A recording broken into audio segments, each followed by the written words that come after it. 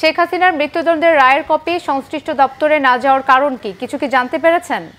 আপনাকে বলে রাখি, আজকে যে যেতে হবে এমন কোনো কারণও নাই।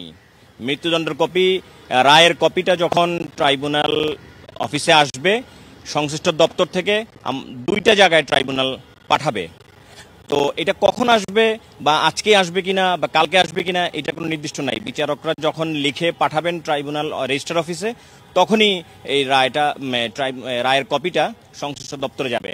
আমরা কিছুক্ষণ আগে প্রসিকিউটর তামিমের সাথে কথা বলেছিলাম, তিনি আমাদেরকে জানিয়েছেন ট্রাইব্যুনাল থেকে মাত্র দুটো জায়গাতে যাবে।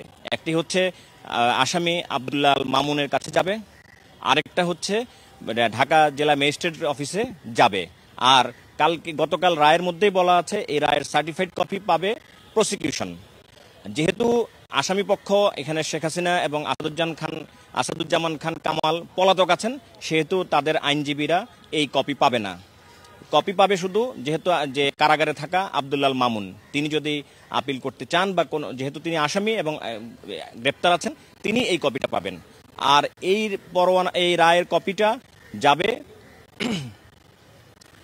ঢাকা জেলা ম্যাজিস্ট্রেটের কাছে। এবং সেটা এখন কেন নামেনি, আজকে কোর্ট বসেনি, ট্রাইব্যুনাল এক আজকে বসেনি।